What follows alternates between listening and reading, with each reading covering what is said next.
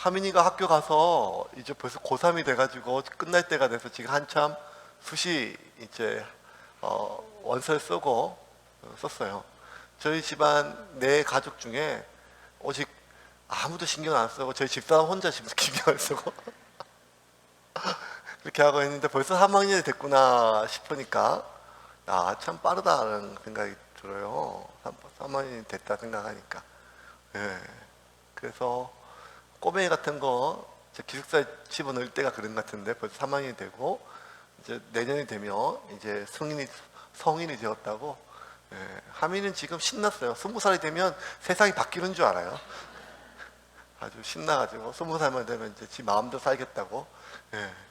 그래서 하고 있는데 제가 뭘 하나 하민이하고 이제 똑같이 막둥이 영진이를 그 학교에 입학을 시켰는데 제가 한 1년 정도 지날 때까지 몰랐는데 한 1년 정도 아니 한 학기 정도 지날지 몰랐는데 최근에 아니 여기 막내하고 첫째가 좀 다르구나 생각이 좀 들어요. 뭐가 드는가 하면 둘 다 이제 마산에 있는 학교에 기숙사에 보내잖아요.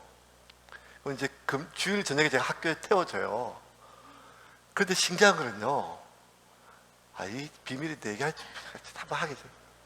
제가 영진이한테만 용돈을 줘요.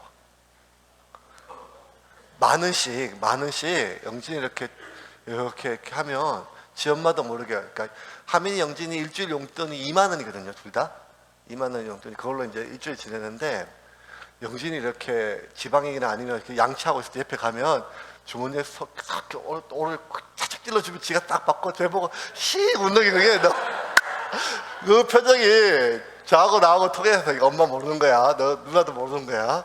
그리고 그 아빠 알지 뭐 이런 게 그 눈빛이 막 너 내가 이렇게 용돈 줬으니까 나중에 나 늙으면 줘야 돼 뭐 이런 게 아니라 그런데 제가 최근에 알았어요. 하민이를 한 번도 안 준 것 같아요. 3년 동안.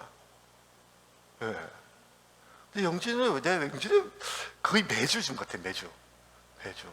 영진이 아마 졸업할 때 집 살 것 같아요. 왜 막둥이 이걸 왜 내가 그렇게 줬을까? 영진이가 얘기하더라고요. 마산이 PC방비가 좀 비싸대요. PC방비가 200원 더 비싸서 요새 그거 참 고난이 많다고 막 얘기하면서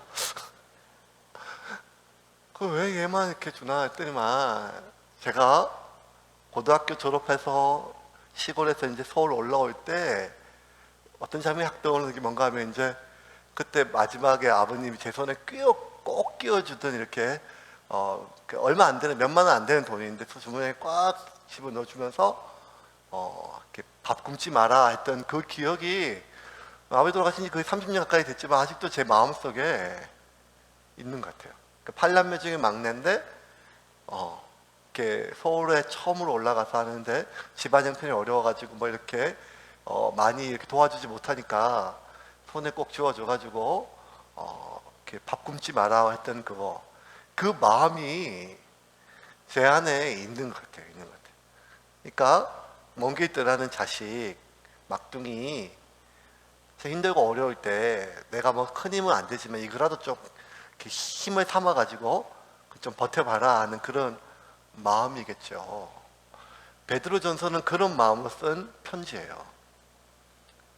예수가 십자가에 죽고 부활했다는 그 사실을 바울과 바나바를 통하여 소아시아 전역에 흩어지고 그 이방인들이 그 단순한 몇 줄 안 되는 그 진술, 예수가 하나님의 아들이고 나를 위하여 죽고 다시 부활하셨다는 그 말을 기적처럼 가슴에 새기고 그렇게 예수의 제자로 살기 위하여 수많은 고난을 당하는 그때 이제 막 처음 예수 믿어서 얼마 안 되는 사람들이에요.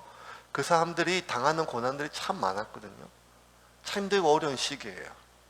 베드로가 직접 가서 기도해 줄 수도 없었고 베드로가 직접 가서 위로해 줄 수도 없었어요. 그들에게 정말 손에 몇만 원 안 되는 돈이지만 꼭 쥐어주는 심정으로 참 힘들고 어렵지만 이 말씀 붙들고 우리 주님 오실 때까지 버티자 하는 그러한 심정으로 썼던 그 편지가 바로 이 베드로 전후서예요. 이 편지를 읽는 사람들이 누구였는가? 베드로는 1절부터 이렇게 벌써 소개를 해요. 1절 같이 한번 읽어볼까요? 같이 읽겠습니다. 시작. 예수 그리스도의 사도 베드로는 본도, 갈라디아, 갑바도기아, 아시아와 비두니아에 흩어진 나그네. 자, 거의 터키 지역이 터키, 지금 현재 터키 지역이에요. 근데 소아시아에 흩어져 있는 그 성도들인데요. 이들을 각각 나라가 다 달라요. 민족이 다 다르고. 근데 그들을 한마디로 베드로가 뭐라 부른가 하면 나그네라고 불러요. 파라피데모스. 그리스도인들, 성도들, 증인들이라고 부르지 않고 뭐란가 하면 나그네라고 불러요.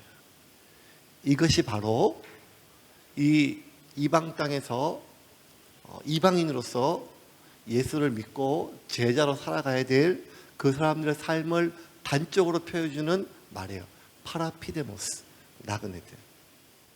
그 나그네라고 이 파라피데모스는 떠돌이 뭐 이런 뜻도 있고 외국인 이런 뜻도 있고 정처 없이 뭐 이런 것도 있고 낯선 자들은 낯선 자. 그 땅이 낯설고 사람이 낯선 그런 사람들을 파라피데모스라고 불러요. 그러니까 이 땅을 살아가는 그리스도인들은 이 땅에 두 발을 딛고 있지만 저 하늘나라를 바라보고 살잖아요. 이 땅에 있는 네로 황제가 주인인데 진짜 참 주인은 예수님을 주님으로 퀴리오스, 주로 모시고 사는 사람들이거든요. 그 이들은요, 그 어느 곳에도 뿌리를 내리지 못하고 이 세상에 사는 동안에는 마치 자기 스스로 자신의 삶의 모든 기반이 되는 뿌리를 스스로 뽑았어요. 직업을, 가족을, 고향을, 삶의 모든 안정성을 스스로 뽑아버리고 낯선 삶을, 낯선 인생을 본인 스스로 선택해서 마지막 죽을 때까지 혹은 순교할 때까지 그렇게 살아가는 사람들이 이 편지를 읽는 사람들의 대부분의 삶의 모습이었어요. 그래서 우리는요, 아브라함을 성경에서 얘기할 때 항상 뭐라고 했냐면 본토 친척 아비 집을 떠나. 아브라함이 사실 고생한 거 참 많아요. 하나밖에 없는 아들을 하나님께 드릴 정도의 얼마나 많은 고난들이 있었었어요. 그런데도 불구하고 아브라함의 가장 큰 고난과 힘든 것, 아브라함의 믿음을 얘기할 때 항상 먼저 나온 게 뭔가 하면 본토 친척 아비 집을 떠나. 이게 뭔가 하면 아브라함이 굉장히 삶의 뿌리를 내렸던 것들이에요. 본토, 고향이죠. 친척, 아비집. 이 모든 것들은 자신의 평생의 삶의 모든 뿌리가 깊숙이 박혀있던 그 모든 삶의 기반들을 다 뽑아가지고 이제 그렇게 스스로가 나그네로 살아갔던 것이 아브라함이죠. 지난 2000년 동안 그리스도인들의 정체성은 파라피데모스였어요. 나그네였어요. 낯선 자였어요. 그런데 그 나그네 된 것이 본인 스스로가 때로는 하나님에 의해서 그냥 삶의 모든 안정적인 뿌리를 다 뽑혀지는 그런 삶이었죠.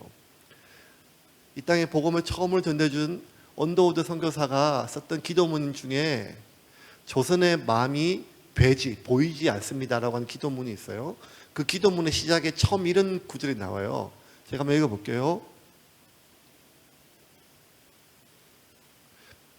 주여, 지금은 아무것도 보이지 않습니다. 주님, 메마르고 가난한 땅, 나무 한 그루 시원하게 자라오르지 못하고 있는 땅에 저희들은 옮겨와 앉았습니다. 그 넓고 넓은 태평양을 어떻게 건너왔는지 그 사실이 기적입니다. 주님께서 붙잡아 뚝 떨어뜨려 놓으신 듯한 이곳, 지금은 아무것도 보이지 않습니다. 하면서 이제 그 썼던 기도문이 편지가 구구절절 마음에 와닿는 말씀. 이 두 구절이 그래요. 처음에 있는 두 문장인데 두 문장 다 뭐였는가 하면 오르지 못하고 있는 땅에 저희들은 옮겨와 앉았습니다. 나무 한 그루 뿌리 내지 못하는 이 땅에 저희들이 옮겨와서 앉았대요. 이 땅에 나고 자란 사람들도 뿌리를 못 내리는 이 땅에 이영만리 파란 눈을 한 이 선교사 가정이 어떻게 뿌리를 내릴 수가 있겠어요. 더군다나 그 넓고 넓은 태평양을 어떻게 건너왔는지, 그 넓은 큰 태평양에 배 타고 와도 얼마나 많은 사람이 죽겠습니까? 근데 그곳에 아내와 어린 자식을 안고 죽기 살기로 왔는데, 그때 들었던 마음이 어떤 마음인가 하면 그냥 뚝 떨어져 하나님께서 그냥 딱 던져놓은 듯한 마음이라는 거예요. 그러니 여러분 세움교회 처음 오셨을 때 기억나세요? 예. 뭐 각각 들어온 시기가, 오신 시기가 다르겠지만 처음 교회, 낯선 교회에 와서 예배 드리는 것이 웬만큼 어색하고 힘든 일이 아니죠. 아름아름 저와 덤다 어쨌든 조금씩 연계를 가지고 알았지만, 이것에 와서 전혀 생판 모르는 곳에 와서 예배를 드릴 때 모든 것이 다 어색했겠죠. 그럴 때 우리 마음에 이런 마음이 들어요. 내가 왜 멀쩡한 내 교회 놔두고 여기 와서 일해야 되는가 하는 마음이 들지 않겠습니까? 그런데 교회 하나만 옮겨도 이런데 평생 살았던 모든 삶의 터전을 옮긴다는 것은 보통 어려운 것이 아니겠죠. 어쨌든 기독교는 이렇게 지난 2000년 동안 그가 예수를 영접하는 순간 이 땅에 안정적으로 뿌려박혔던 모든 뿌리를 스스로 뽑고 스스로 그렇게 그 어느 곳에도 안착하지 못하고, 그것이 직장이든 직업이든 삶의 모든 것이든지 간에 나의 모든 바람은 저 주님 오시는 그날까지 주님 바라보고 살아가던 그 모든 삶은 나그네의 삶이었어요.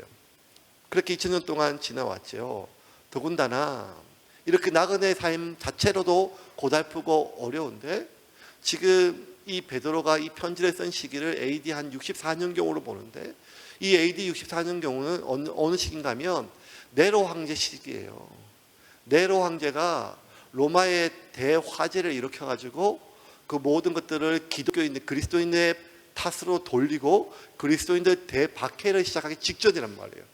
그러니까 얼마나 많은 그리스도인들이 실제로 성경에 나와 있는 것처럼 토백혀임을 당하고 짐승의 가죽을 쓰고 그렇게 콜로세움에서 죽고, 심지어 수많은 밤거리에 기름으로 태워져서 산채로 태워져 가지고 태워주는 그런 시기가 한복판에 있는 시기니까, 지금 그 고통 가운데 한가운데 이 그리스도인들이 당하는 고통들은요 말로 다 할 수가 없었죠. 1923년 9월 1일 날, 1923년 9월 1일 날 일본 간토 지방, 관동 지방에 대지진이 일어났어요. 그러니까 그때 기록으로 7.9니까 얼마나 큰 지진이 일어났습니까? 즉시 사망한 사람이 거의 한 10만 명이 넘었었어요. 그러니까 굉장히 많이 죽었는데, 실제로 지진이 나서 많이 죽은 것보다 더 많은 피해는 뭔가 하면 그때 불이 났어요. 그래서 거의 도쿄 같은 경우는 3분의 2가 다 날아갔대요. 관도 지방의 거의 관동지의 대부분 사람들이 다 불나고 불타고 없어져 가지고 한참 힘들고 어려운 시기에 일본에서 민심을 어떻게 잡을 방법이 없어 가지고 그 마음속에 있는 끓어오르는 분노, 그러니까 슬프죠. 자식이 죽고 남편이 죽고 뿐만 아니라 집이 불타고 삶이 불타고 없으니까 슬프고 아프지만 나중에는 분노가 일어나거든요. 그럴 때 그 분노를 잠재우기 위해서 이 일본 정부적으로 하는 게 뭔가 하면 조선 사람들이 사람들을 조선 사람들 때문에 지진이 일어났다 이런 게 아니라 조선 사람들이 우물에 약을 탄다. 조선 사람들이 아녀자를 겁탈한다. 조선 사람들이 사람들을 죽이고 물건을 빼앗는다. 이런 소문들을 퍼뜨려 가지고 무려 몇 명이나 죽었는가 하면 6천 명이 죽었어요. 6천 명이. 조선 사람들. 그래서 그때 채 한 달도 지나지 않는 기간 동안 조선인 학살 사냥이 일어나가지고 말을 시켜봐서 말이 조금 발음이 어눌하거나 저 같으면 죽었을 거야 아마. 일본말을 시켜가지고 조금만 발음이 그러면 바로 죽이고, 그 당시의 기록을 보면 뱃속에 있는 아기를 꺼내서 죽이고 짓무르고 창에 꼬아서 하는 이런 수많은 일들이 난징 대학살보다 훨씬 더 심한 기록들이 지금도 역사의 사료에 보존되었거든요. 그때 조선인들 생각에는 하나밖에 없었어요. 나라 잊어먹고 이방 땅에 와가지고 오직 우리가 조선인만으로 그렇게 나무에 꿰어서 불에 타서 죽임 당하는 이 수많은 아픔들이 얼마나 살면서 서러움이 많았겠어요. 지금 채 100년밖에 안 된 바로 이웃 나라에서 우리 민족이 당한 일이 그 정도였다면 2000년 전에 그 소아시아 지역에서 그 로마가 자신의 정권을 유지하기 위하여 그리스도인들을 박해하고 죽였고 모의사시켰던 그 시대에 그리스도인을 산다는 것이 얼마나 큰 아픔과 고난 이런 게 아니라 공포와 두려움이었겠어요. 그러니까 말로 다 할 수 없는 아픔들이 하루하루 살아가는 것들이 이들에게는 기적이 필요했고 하나님의 위로가 필요했고 삶의 희망이 필요한 그러한 시기였어요.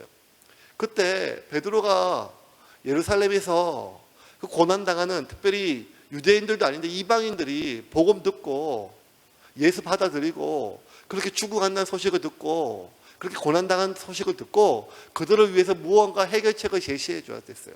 그들의 고통을 해결할 수 있는 것을 제시해야 됐어요. 그래서 베드로가 제시했던 그 해결책이 뭔가? 그 3절입니다. 3절 말씀 같이 볼까요?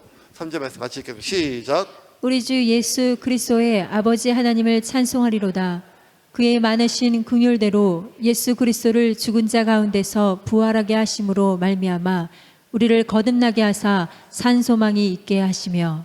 자, 베드로가 편지를 쓰면서 이 나그네로 고난받는 그대들이여 하면서 너희들이 얼마나 아프고 힘든지를 다 안다 하면서 그들에게 힘이 될 수 있는 무언가 해결책 제시해 준 게 뭔가 하면 3절에 우리 주 예수 그리스도의 하나님 아버지를 찬송하리로다.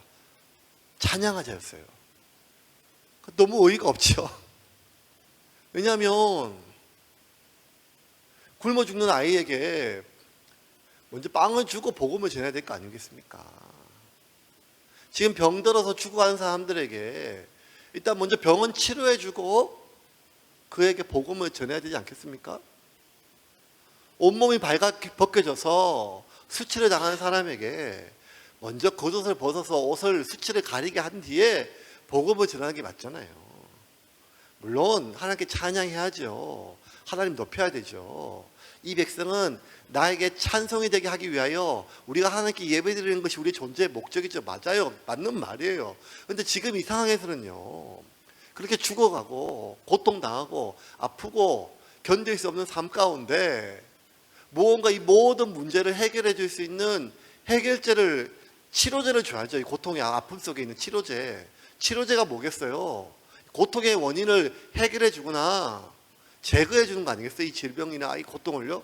그러면 오케이, 알았어요. 지금은 그렇게 모든 문제를 해결할 수 있는 치료제를 줄 수 없는 상황이에요. 그러면 정말 100번 양보하더라도 치료제가 아니면 진통제라도 줘야죠. 너 아프고 힘들면 이 문제, 이 고통, 박해받는 문제를 해결하거나 하나님의 권능으로 내로로 박살내거나 하나님의 능력으로 천구천사를 보내가지고 강력한 것을 보호해주거나 이런 게 아니면 성령의 능력으로 불같이 바람같이 임하거나 뭐 이런 게 아니면 지금도 행하신 그 하나님 놀라운 기적들을 행해가지고 그 사람들을 구원해 줄 거 아니면 진통제라도 줘야죠. 위로라도 이 고통을 견딜 수 있도록, 고통을 좀 완화시킬 수 있도록 위로해 주는 거죠. 내가 안다. 얼마나 힘드냐. 나도 힘들다. 나도 마음이 아프다. 하지만 견뎌보자. 하나님이 하실 것이다. 뭐 이런 위로와 격려가 필요한 거 아니겠어요? 그런데 베드로가 이 고통 가운데 있는 이 그리스도인들에게 주는 처방들이 뭐였는가 하면 문제 해결이나 하나님의 능력이나 기적이나 뭐 이런 것도 아니었고 위로도 아니고 하나님을 찬양하였어요. 그래서 3절부터 12절까지가 그 유명한 송영장이에요. 송영장. 그러니까 헬라의 굉장히 긴 문장인데 3절부터 12절까지가 이 문장 가운데 마침표가 하나도 없이 하나의 문장으로 된 찬송가예요. 이 송영장이라 불러 신학자들이.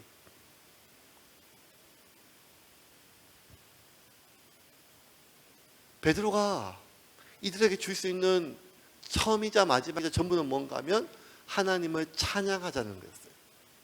하나님을 찬양한다. 찬양이 뭡니까? 찬양은 두 개예요. 하나님 되심을 높이는 것이고 하나님이 하신 일을 높이는 거예요. 하나님 그분을 높이는 것, 하나님이 하신 일, 하나님의 하나님 되심, 하나님 그분을 높이는 것과 하나님이 우리를 위하여 하신 일, 그 두 가지를 높이는 것이 바로 하나님께 찬양이에요. 그런데 베드로가 왜 이 고통 가운데 절망 가운데 있는 사람들에게 그 해결책으로 찬양을 줬을까? 아니, 찬양을 제시했을까? 아니, 찬양하자 했을까? 3절 다시 한번 읽어봅시다. 3절 그 이유가 뭔가 같이 읽겠습니다. 시작. 우리 주 예수 그리스도의 아버지 하나님을 찬송하리로다. 그의 많으신 긍휼대로 예수 그리스도를 죽은 자 가운데서 부활하게 하심으로 말미암아 우리를 거듭나게 하사 산 소망이 있게 하시며. 그렇게 찬양해야 될 가장 중요한 이유는 무엇인가 하면, 그렇게 우리가 찬양할 때 예수 때문에 당하는 고난 아닌 거 알고, 예수를 믿기 때문에 내가 마땅히 당해야 될 고난인 거 알면도 불구하고 내가 힘에 부칠 정도가 아니라 감당할 수 없는 이 고난 가운데 우리가 찬양을 해야 될 가장 큰 이유는 무엇인가 하면, 그 찬송 속에 우리에게 소망이 살아있는 산 소망이 되기 때문이에요. 그의 많으신 긍휼대로 예수 그리스도를 죽은 자 가운데서 부활하게 하심으로 말미암아 우리를 거듭나게 하사. 예수의 죽으심과 부활이에요. 예수의 죽으심과 부활은 이 그리스도인들이 처음부터 예수를 믿었던 이유예요. 예수를 믿었던 전부예요.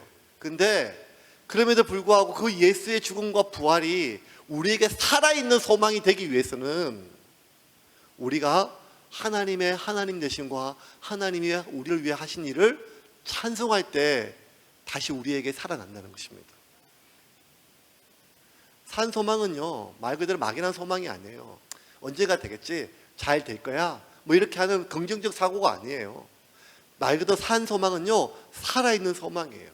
살아있는 소망의 근거는 미래에 반드시 이루어질 거다, 미래에 대한 약속이 아니라 산 소망의 모든 근거는 과거에 있어요. 오히려 미래 가능성이 있는 것이 아니라 과거에 하나님 우리를 위해 하신 일, 그게 뭔가 하면 하나밖에 없는 아들을 나를 위해 죽이셨다는 거예요.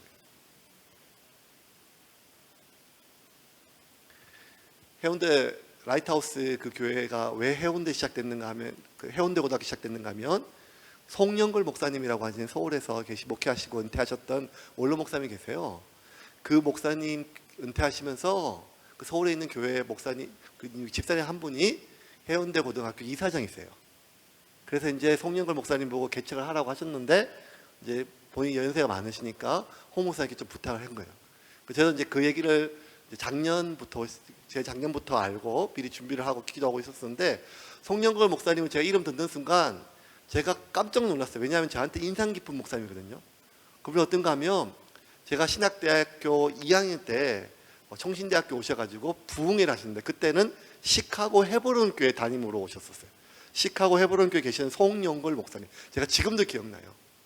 그때 일주일 동안 그 부흥회 때 해줬던 말씀, 그 능력, 은혜, 이런 걸 하나도 기억 안 나고 한 가지 이야기만 기억이 나요.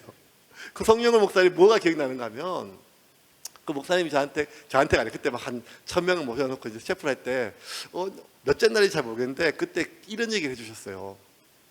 당시 이제 시카고에서 개척을 해가지고 이제 했는데 그 주일날 야외 예배를 나갔대요. 야외에 나갔는데, 저는 미국 안 가봐서 잘 모르겠는데 미국에서 그때 한참 이민 사회가 힘들고 어렵고 되게 힘들었대요. 그래가지고 유일하게 그 한인 사람들이 영어 못해 서름받고 가난해 서름받고 이랬던 사람들인데, 그 사람들이 위로를 받는 게 주일날 교회 와가지고 한국말로 이야기할 수 있고 한국 음식 먹는 거 뭐 이런 것이 굉장히 큰 위로가 되는데, 주일날 야외 예배를 가니까 피크닉처럼 이렇게 하니까 목사님이 그 없는 형편에 내가 교인들을 위로해야겠다 싶어가지고 돼지 통베이트 바베큐를 한번 해야겠다 해가지고 돼지를 하나 사야겠다 이렇게 마음 먹고, 이렇게 그 지갑에 있는 돈을 다 트니까 뭐 173불인가 뭐 이렇게 되더래요. 그래가지고 이제 직접 돼지를 골라가지고, 돼지를 뭐 어디까지가 진실인지 모르겠어요. 하여간 돼지를 골라가지고, 그 송영걸 목사님 말씀이에요. 그때 20몇 년 전에 돼지를 골라가지고 이제 그 공원 한가운데 있는 이제 야외 예배 장소로 가는데, 돼지를 끌고 가는데 돼지가 계속 도망을 가더래요. 왜냐하면 가면 지가 죽으니까. 그래서 막 계속 끌고 가는데 막 도망을 가길래 목사님이, 야, 너도 돼지가 멍청한 줄 알았더니 너도 영물이구나. 네가 죽으러 가는 줄 알겠구나. 에휴, 그래서 내가 이 이영만리까지 와가지고 너 잡아먹어서 뭐가 보신이 되겠냐. 그렇게 살고 싶으면 가라. 했겠습니까? 라고 묻더라고요. 그래서 제가 그냥 목사님 생각했을 때 인자하고 이러니까 뭐 어르신이 뭐 그렇게 돼지고기 한 마리 잡아 먹으려고 그렇게 했겠냐. 그래서 그냥 풀어줬다 했더니만 아니래요. 풀어주지를 못했대요. 풀어줄까 잠시 했지만 왜 안 풀어줬는가 하면 내 전재산 173불을 줘가지고 풀어줄 수가 없대요. 왜냐하면 173불 익으면 내가 진짜 내 아들하고 햄버거도 먹고 막 뭐 온갖 얘기를 하시더라고요. 그래서 좀 가는데 그 공원 어귀에 가니까 돼지가 소리를 지르고 막 난리를 치더래요. 막 살겠다고 안 간다고. 그랬더니 막 아무리 끌어도 안 가서 이제 더 이상 아무리 끌어도 안 가지고 더 돼지가 막 힘을 버티니까 그 목사님 또 묻더라고요. 그래, 네가 이렇게까지 하는데 내가 선임이 아니고 목사라서 널 먹을 수 있지만 이렇게까지 네가 살려고 하는 내가 널 죽이겠냐 하고 놔줬을까요? 안 놔줬을까요? 묻더래요. 놔줬을까 안 놔줬을까요? 그때 우리가 다 알죠. 안 놔줬죠. 그랬더니 막 글걸 웃으면서 놔주지 않았죠. 왜냐하면 173불 때문에. 그러면서 그 똑같은 비슷한 얘기를요 한 300m 갈 때까지 계속 얘기하는 거예요. 돼지가 또 멈췄다, 돼지가 또 울었다, 돼지가 빠졌다. 무슨 함 들어오는 것도 아닌데 뭐가 돼지가 그래서 나중에 보니까 제가 지금 생각하니까 그게 예화 같아요. 진짜 보니까 피크닉 간다고 돼지 살아있는 돼지를 지금 미국이 어떤 나라인데 그 공원에서 돼지 잡으면 되겠어요 그게? 그 말도 안 되는 얘기죠. 지금도 여기서 돼지 잡으면 말도 안 되는데 그게? 그 예화 같은데 그때는 진짜 그때 미국도 어릴 때니까 돼지 미국엔 돼지를 잡구나 이렇게 생각했겠죠. 근데 무슨 함 들어가는 것마다 막 6번 7번 계속 이거 내내 하시는 거예요. 그때마다 안 풀어졌다는 거예요. 왜? 173불 때문에. 전재산 때문에. 173불 때문에 그 고생을 하고 결국 돼지를 안고 갔대요. 하나님은 나 같은 죄인을 사기 위해서 하나밖에 없는 아들을 주고 샀는데 내가 저 천국 가는 길에 때론 죄악 때문에 때론 과거의 습관 때문에 때로는 고난 때문에 못 가요, 안 가요, 여기까지예요, 머뭇거리고 뒤로 가고 도망간다고 그러기를 수십 번 한다 할지라도 하나님께서 그래 안 가면 네가 손해지. 그래 이 의리도 모르는 놈아. 그래 이 은혜도 모르는 놈아. 그래 그렇게 죄가 많다면 그 좋다면 그렇게 해라 라고 할 수가 없다는 거죠. 왜? 하나밖에 없는 아들을 주고 샀던 나를 어떻게 포기할 수가 있겠냐는 거예요. 그러므로 하나님은 우리를 나의 의지와 상관없이 우리가 때로는 하나님을 붙들고 때로는 하나님께 예배하고 때로는 낙심하고 낭망하고 하나님 원망하고 때로는 신실하게 거룩하게 살려고 몸부림치고 때로는 죄악 속에 빠진다 할지라도 마지막 순간까지 끌다가 안 되면 다리를 끌고 때리고 치고 그래서 안 되면 안고 업고 심지어 그래서 안 되면 죽여서까지 데려갈 수밖에 없는 것이 하나님의 마음이라고 설교했던 것이요 30년 가까이 돼도 지금도 제 마음속에 남았어요.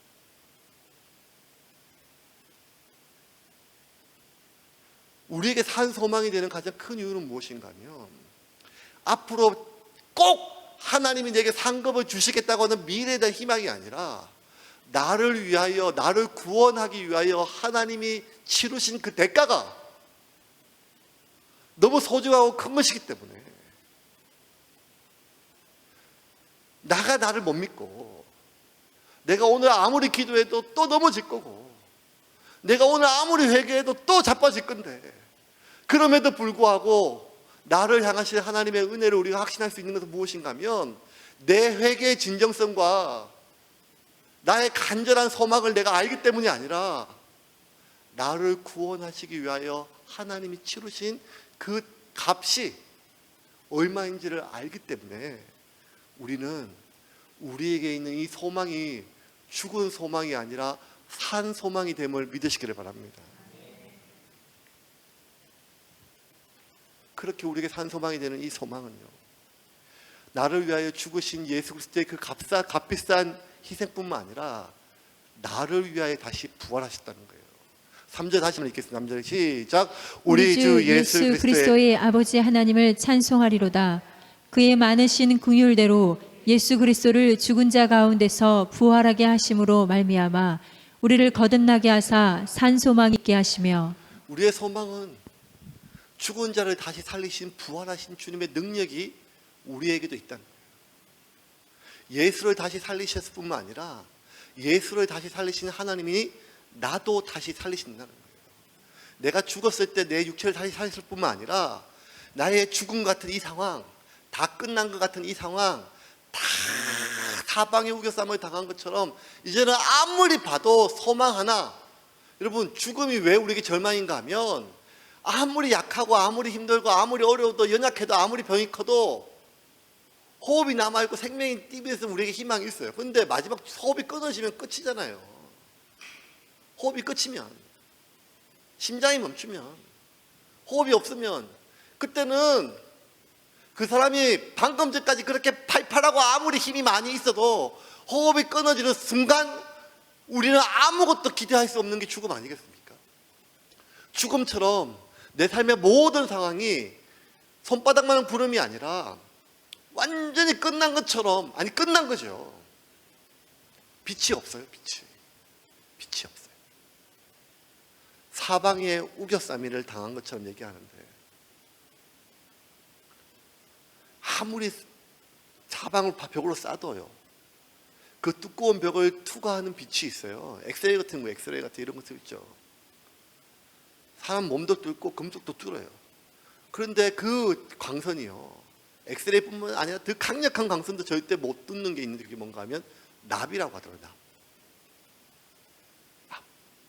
납은 그 어떠한 가시광선뿐만 아니라 눈에 보이지 않는 그 어떤 빛도 뚫을 수가 없대요. 납. 사방에 납으로 둘러싸여 있는 벽으로 갇혀 있는 것처럼 그 어떤 희망도 한 줄기도 우리 삶 가운데 비치지 못할 만큼 절망적인 상황이 있어요. 앞이 캄캄한 게 아니라 모든 삶이 캄캄하게 갇혀 있는 삶이 있죠. 이젠 끝이에요.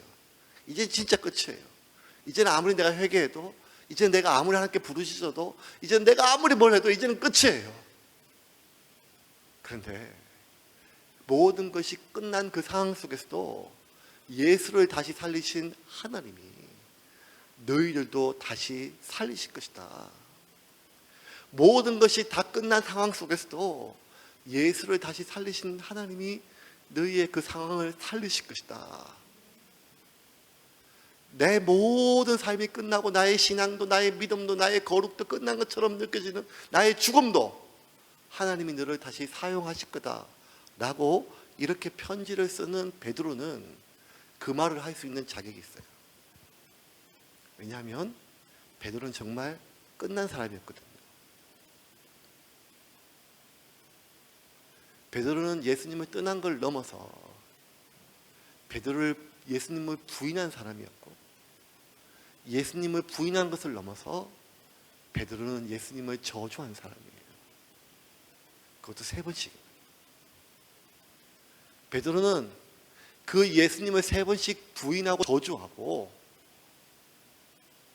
그리고 깊은 낭망에 빠졌을 때 그는 다시 사역의 현장은커녕, 그는 다시 그리스도인들은커녕 다시 예수의 이름도 꺼낼 수 없는 그런 삶을 살 비참한 상황이죠.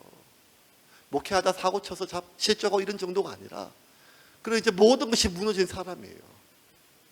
그의 거룩도, 그의 믿음도, 그의 헌신도, 그의 희생도, 그의 삶 모든 것이요, 이제는 다시는 어떻게 고개를 들고 예수님께 찬양하고 예배를 드릴 수 있겠어요? 어떻게 고개를 들고 주님의 이름으로 하나님께 기도를 할 수 있겠어요? 모든 것이 끝이 났죠. 근데 그럼에도 불구하고 그렇게 모든 것이 끝나서 하나님이 버린 것이 아니라 본인 스스로가 예수님부터 가장 멀리 떨어져서 고향으로 가는 그 길에 갈릴리로 주님이 다시 찾아오셔서 그를 살리셨어요. 그러므로 베드로는 이 말할 자격이 있어요. 베드로는 다시 살리시는 하나님을 자신의 삶을 통해서 입증했던 사람이에요. 나 역시 고난당하고 신앙 때문에 어려움 당하는 너희들을 이렇게 권면할 그런 사람이 아니고, 나 역시 죄악 때문에 넘어지고, 나 역시 내 목숨이 두려워서 예수를 저주했던 사람인데, 그런 나조차 하나님이 다시 살리셔서 사용하시는 것처럼 하나님이 너희들을, 여러분들을 다시 사용할 것이라고 하는 것이 바로 이 편지를 통해서 베드로가 우리에게 산 소망, 너희가 가지고 있는 소망은 죽은 소망이 아니라 하나님이 반드시 너희를 살리실 것이고, 하나님이 어떤 상황이라도 너희들을 살리실 것이라고 하는 그 살아있는 소망을 전해줌을 믿으시기를 바랍니다. 말씀을 좀 정리하겠습니다. 우리나라는 전 세계에서 가장 많이 고난받은 민족은 아닌 것 같아요. 왜냐하면 모든 민족들이 자기만큼 고난당했다고 막 그렇게 없는 것처럼, 유대인들이 참 많은 고난을 당했죠. 유대인들은 2700년 전에 북이스라엘 망하고 2500년 전에 남유다가 망해서 2500년 동안 전 세계를 떠돌면서 전 세계에 가장 많이 흩어진 민족이 누군가 하면 유대인이에요. 근데 여러분, 유대인보다 더 많이 흩어진 민족이 누군가 하면 중국이에요. 중국. 인구 많으니까요. 근데 제가 놀라운 걸 알았어요. 전 세계 가장 많이 흩어져 있는 민족은 한족, 중국 사람인데, 전 세계 240여 개국 중에 가장 많은 나라에 흩어진 사람은 한국 사람이래요. 한국 사람은 바퀴벌레 다음으로 생존력이 강하대요. 어떤 생각입니까? 아니, 중국 사람 없는 데는 없는데, 중국 사람들이 못 먹는 게 없고, 중국 사람이 살 수 없는 더러운 곳이 없대요. 근데 중국 사람들이 못 가는 나라에 한국 사람이 간대요. 중국 사람들이 못 사는 나라에 한국 사람이 산대요. 그래서 전 세계 176개국에 한국 사람이 있대요. 750만. 1910년 한일합방 그 즈음에 참 힘들고 어려워서 중국 관도로 많은 사람들이 가고, 의사과 한일합방 이후로 강제로 사람들이 많이 잡혀갔습니다. 일본으로, 저 사할린으로, 구남도로 알려진 수많은 일본에 있는 많은 징용뿐만 아니라 저 남미의 브라질과 하와이의 사탕수수 밭으로, 그리고 그렇게 강제로 간 것이 아니라 6.25 이후로 가난하고 힘들고 어려워서 자발적으로 독일의 탄광으로 수많은 나라에, 그리고 지금 이 순간에도 힘들고 어려워서 이민을 생각하는 사람들이 참 많습니다. 어쨌든 전 세계에서 가장 많은 나라에 흩어져 있는 그 한민족이 그 낯선 땅에서 나그네로 얼마나 많은 고난을 받았을까요? 관동 대지진 때 6,000명이 죽었을 뿐만 아니라 지금도 내가 그 나라 말이 좀 서툴다고 무시당하고, 그 민족들에게 주류사회에 들어가지 못한 채 고난받고 힘들었던 시기는 지금까지 얼마나 많은 아픔의 시기가 있었겠어요. 그랬던 그 한민족이 그 이방 땅에서, 그 외국에서 나그네로 살면서 그 힘들고 모진 세월을 이길 수 있었던 것은 언젠가는 내가 고국으로 돈 싸들고 가겠다는 희망이 아니고, 한국 땅에서 붙여주는 돈이 아니라, 아이러니하게도 노래하였던 거예요. 그게 뭔가 하면 아리랑 아라리요. 힘들어도 아파도 이렇게 짐승같이 살 바에는 죽는 게 낫다는 한탄보다, 그때마다 그들은 아리랑을 부르면서 그 노래의 힘으로 견디고 그렇게 살아남았다고 합니다. 그리스도인들은 지난 2000년 동안 아리랑이 아니라 하나님의 하나님 되심을 노래했습니다. 하나님이 나를 위하여 하신 일을 노래했습니다. 그러므로 하나님의 하나님 되심과 하나님이 나를 위하여 하신 일을 기억할 때 그들은 현재 당하는 모든 고난들을 이길 수 있는 산 소망이 그들 가운데 회복되었습니다. 그래서 여러분, 그리스도인들은 찬송하는 사람들입니다. 고난 가운데 찬송하는 사람들. 그리스도인들은 기쁨 가운데 찬송하는 사람들입니다. 그리스도인들은 절망 가운데 찬송하는 사람들. 그리스도인들은 낭만 가운데 찬송하는 사람들. 왜냐하면 그 찬양 가운데 우리 안에 죽었던 소망이 다시 살아나기 때문입니다.